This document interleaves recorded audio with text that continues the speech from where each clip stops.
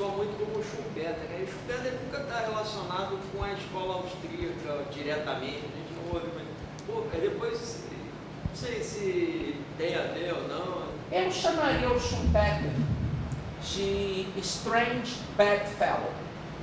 Ele é uma figura que ele tem insights geniais, há um influxo, às vezes, de teorias schumpeterianas no debate austríaco, só que o encaminhamento dele é outro. Em alguns momentos, e aí eu lembro aqui de um outro grande mestre que eu tive, que foi o professor Biratan Borges Macedo, um filósofo, acho que um dos homens mais cultos que eu já conheci, e que ele gostava de dizer que o estudo da história do pensamento, não da história da filosofia, que ele dizia, o grande erro da maior parte dos filósofos é querer estudar a filosofia só pela filosofia, sem entender as interações dela com a política, com a economia e outros campos do conhecimento, literatura, história.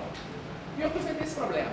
Ele dizia, a melhor forma de entender o pensamento do autor é entender uma concepção existencial, integral.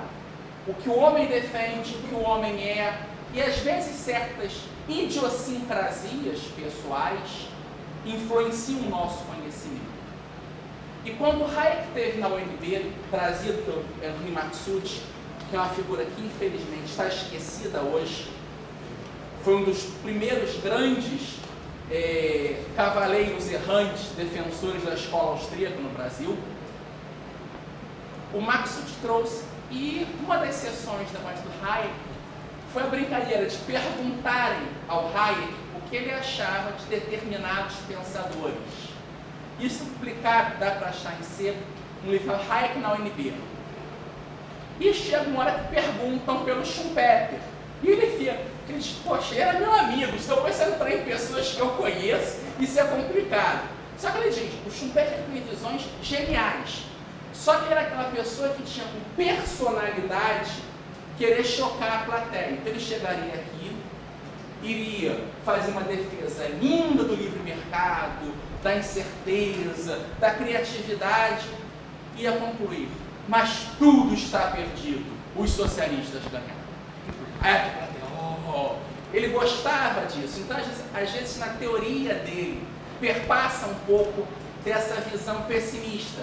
Então, os austríacos, no geral, tentam utilizar no debate econômico algumas coisas, só que eles não comungam desse grau de pessimismo que às vezes o caminho certo é esse, mas vão fazer tudo errado.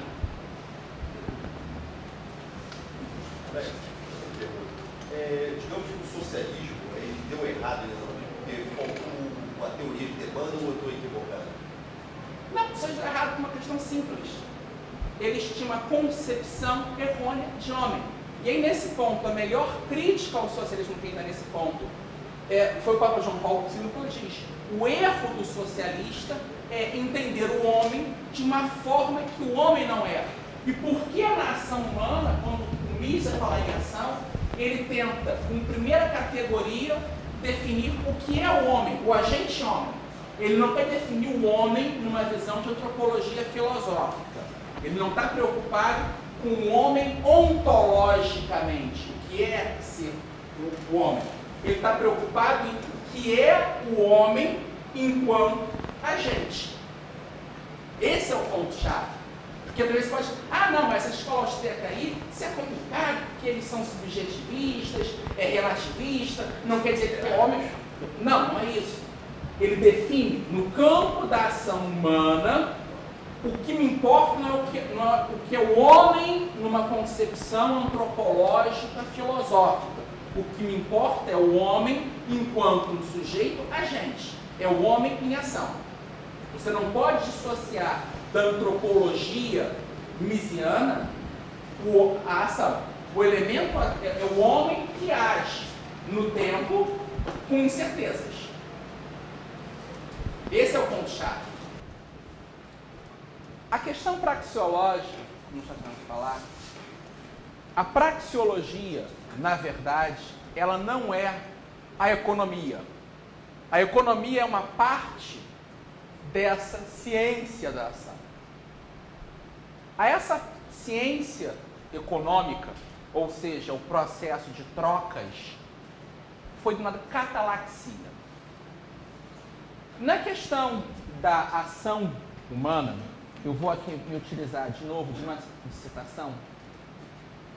As citações são boas porque tendem a simplificar a visão do autor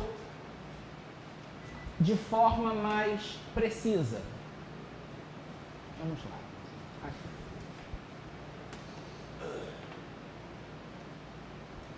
Bem, a economia, eu volto aqui a citar o professor Biratã Iório, que na página 79 do livro dele, voltemos aqui, página 79, diz: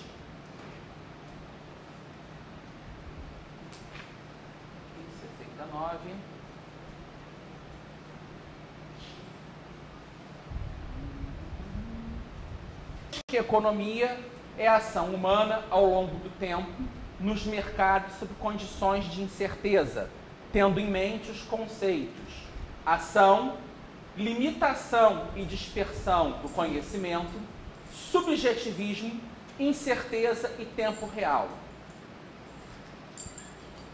E ele diz: Mises denominou a praxeologia, termo originário de praxe, ação, ao estudo da ação humana, sob o ponto de vista de suas implicações formais. A visão misiana de praxeologia, entende que a ação humana é universal. A praxeologia, ela poderia ser melhor definida como não apenas a ciência da ação humana, até porque o termo ciência acaba sendo limitador. Eu chamaria ela da teoria geral da ação humana. E aí, brincando com o nosso amigo Keynes, de quem o professor Iório gosta muito, cita várias vezes em sala de aula, não importa o conteúdo, mas cita. Porque, na verdade, ao tratar do conceito ação, o Mises, partindo de uma visão a priorística, ou seja, a priori, no princípio, independente da observação empírica desses fatos, o homem vai agir assim. Só que essa teoria da ação humana, ela vai entender que essa ação humana vai ser semelhante, independente dos pressupostos axiológicos do indivíduo. Ela é válida para o chinês, para o mexicano, para o brasileiro, para o norte-americano, para o sudanês. Ela é válida para crianças, adultos e idosos, homens e mulheres, judeus e muçulmanos. O homem necessariamente age buscando esse grau de satisfação. E aí é um problema na tradição humana que você pode dizer: mas isso aí é um racionalismo do utilitarismo de Jeremy Bentham. Correto.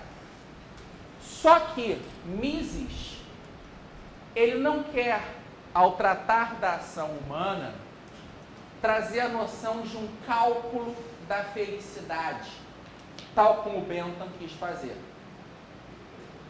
E, diferente de Bentham, que tentou, numa visão de um hedonismo pautado em teorias racionalistas, determinar o que é o prazer, a intensidade, duração, Mises diz: não, o que é esse prazer, ou seja, o prazer na concepção misiana é uma diminuição do grau de insatisfação. O que diminui esse grau de insatisfação? Isso é subjetivo. Cada indivíduo, a partir do seu próprio conjunto axiológico, vai determinar isso. Logo, essa visão praxeológica, ao determinar como é a ação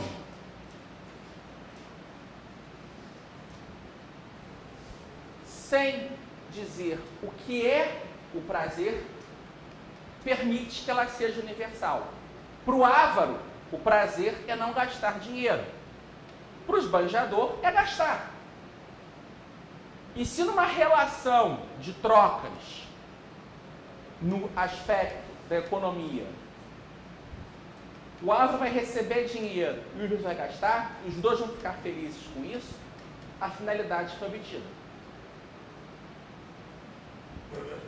A ação, no entanto, ela sempre se dá no tempo. Ela é conjuntural. Hoje, eu penso de uma determinada forma, amanhã de outra. No entanto, eu lembro aqui de um poema dos 4 quartetos do T.S. Eliot, quando ele diz que o tempo presente tem significado. Não podemos desfazer o passado e prever o futuro. Contudo, nosso passado determinou o presente e nossas decisões nesse momento irão determinar o futuro. Porque ele está partindo da visão do Bergson de fluxo de tempo. E é interessante esse segundo elemento, tempo, porque eu acho que é uma das questões mais complicadas da filosofia. E eu lembro aqui de Santo Agostinho, quando nas Confissões, no livro 11, se questiona o que é o tempo. Se não me pergunto, sei o que é. Quando me pergunto, já não sei mais a resposta.